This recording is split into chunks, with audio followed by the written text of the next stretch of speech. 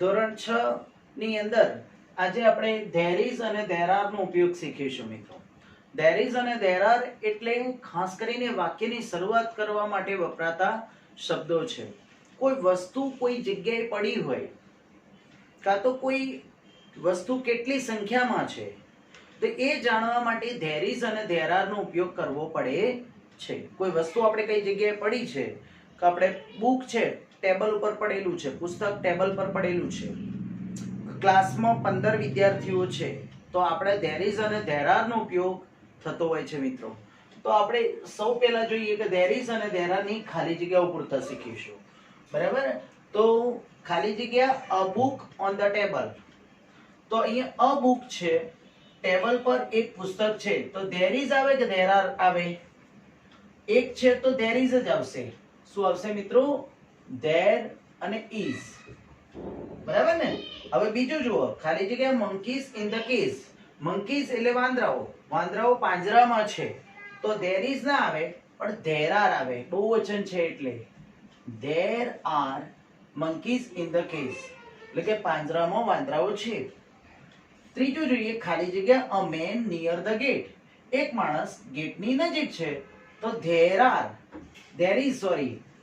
there is a man near the gate. એટલે કે એક માણસ ગેટની પાસે છે. હવે માની લો, હવે આ વાક્યની ખાલી જગ્યા તો પૂરી. હવે પ્રશ્ન વાક્ય કરો. there is a book on the table. એનું પ્રશ્ન વાક્ય કરીએ તો શું થાય? is there a book on the table? Is there a book on the table? There are monkeys in the cage. So are there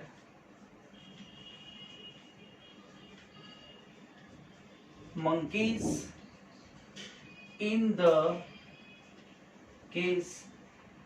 Are there monkeys in the cage? આવી રીતે there are નું are there કરવાનું. ચલો, there is a man near the gate.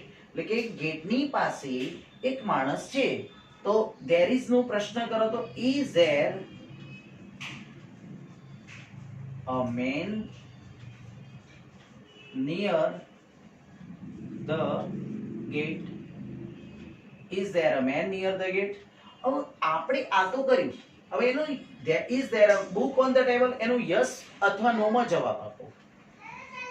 તો yes there is.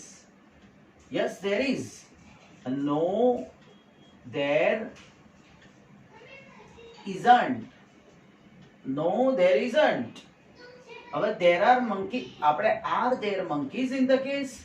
તો yes there are. yes there are. no there aren't. no there aren't. હવે આપણે there is a man near the gate. તો is there a man near the gate? yes there is. no there isn't. no there isn't. તો આ પ્રમાણેનું આપણે there is અને there are વાળા વાક્યો બનાવ્યા. હું તમને આવા સેમ તમારે એનો પ્રશ્ન કરજો, પછી યસ અને નો થી જવાબ આપજો. પ્રમાણે તમે એક્સરસાઇઝ હું તમને આપીશ, કરતા રહેજો. જો મિત્રો, ટુ બી ના રૂપોનો હવે ઉપયોગ કરીએ. પહેલા there is અને there are શીખ્યા મિત્રો. હવે એવી રીતે ટુ બી ના રૂપો. ટુ બી ના રૂપો એટલે કયા? એમ, ઇઝ અને આર. ટુ બી ના વર્તમાન કાળના રૂપો છે. તો એના વડે ટુ બી વડે ખાલી જગ્યા પૂરવાની. જેમ કે શિખા ખાલી જગ્યા માય કઝિન. શિખા ખાલી જગ્યા માય કઝિન. તો Shikha is my cousin. Shikha is my cousin. તો આપણે આની વાત કરીશું એને પ્રશ્ન વાક્ય, ત્યારબાદ તેનું પ્રશ્ન વાક્યમાં રૂપાંતર કરો. શિખા ઇઝ, તો ઇઝ શિખા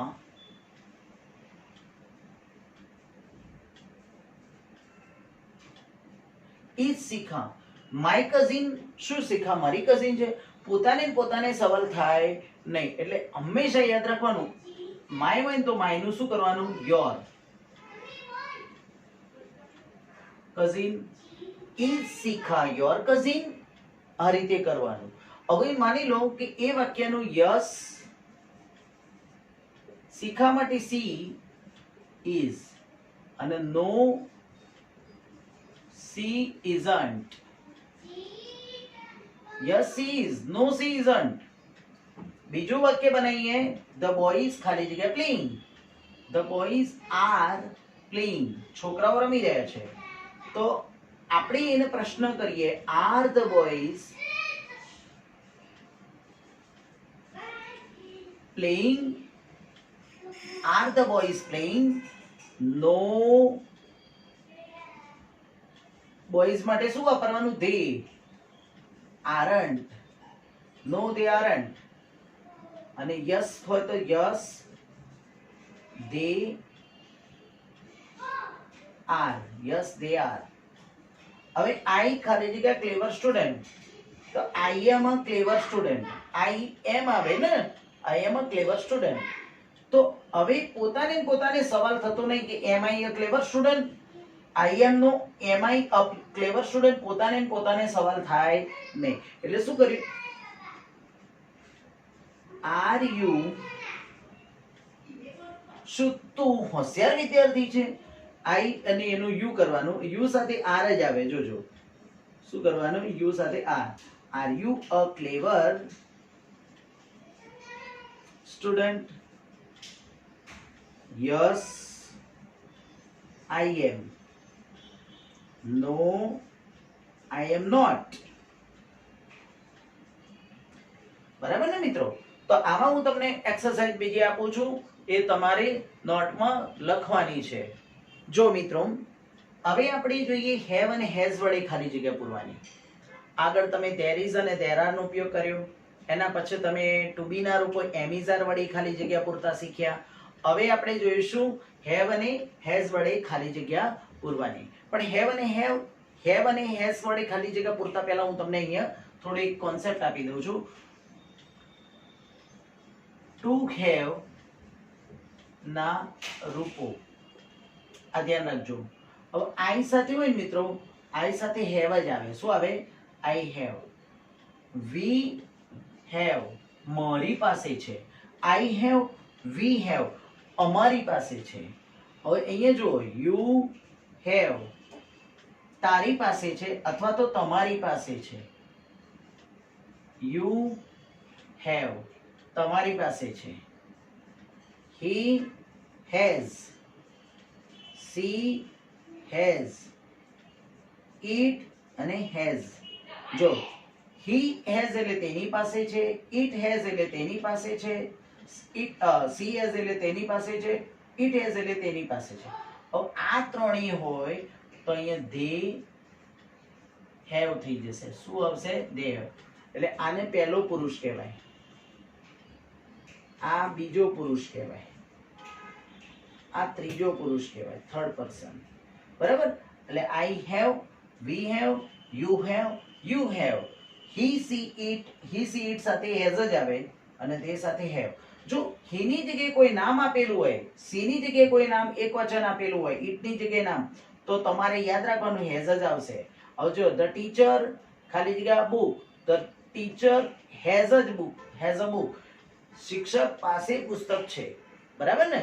હવે આપણે પ્રશ્ન કરીએ, has the teacher a book? Has the teacher a book? એટલે કે શિક્ષક પાસે પુસ્તક છે? તો યસ. હવે ટીચર હી હોય તો હી અથવા સી હેઝ બંને મૂકી શકાય. ભાઈ જો ટીચર માટે પુલ્લિંગ સ્ત્રીલિંગ બંને ચાલે મિત્રો. એટલે હી હેઝ પણ બોલાય, સી હેઝ પણ. ટીચર લેડીઝ હોય તો સી હેઝ, ટીચર પુરુષ હોય તો હી હેઝ. યસ he કે she has. No he કે she hasn't. બરાબર ને મિત્રો? આ પ્રમાણે તમે જો કદાચ તમારે આમ ના ખબર પડે તો yes he has, yes no he hasn't. આ પ્રમાણે પણ તમે લખી શકો. મિત્રો આપણે બીજું બનાવીએ, વી ખાલી જગ્યા અ હોલિડે ટુડે. એટલે વી એટલે અમને આજે રજા છે, અમને આજે રજા છે. તો વી હેવ અ હોલિડે આવે. શું આવે? We have a holiday today. હવે આમાં હું તમને પ્રશ્ન કરવાનો, આમાં બે રીતે તમારો જવાબ તમે પ્રશ્ન કરી શકો. Have V a holiday today? Have we a holiday today? Yes, we have. No, we haven't. No, we haven't. Yes, we have. No, we haven't. આ પ્રમાણેની વાક્ય બને. ચલો, the monkey ખાલી જગ્યા a long tail. Monkey has. શું હવે? A monkey. The monkey has a long tail. હવે એને પ્રશ્ન કરો. Has the monkey a long tail?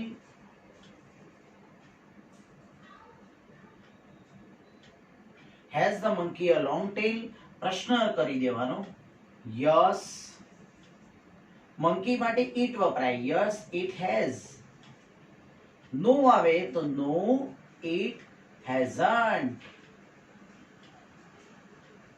No, it hasn't. આપણે આ રીતે બનાવી શકીએ. હવે જો ત્રીજું, યતિન એન્ડ જયેશ ખાલી જગ્યા મેની ટોયઝ. યતિન અને જયેશ પાસે ઘણા બધા રમકડા છે. પાસે એટલે હેવ આવે કે હેઝ આવે? તો અહીંયા જો યતિન અને જયેશ બહુવચન થઈ ગયું એટલે અહીંયા આવે હેવ. Many toys.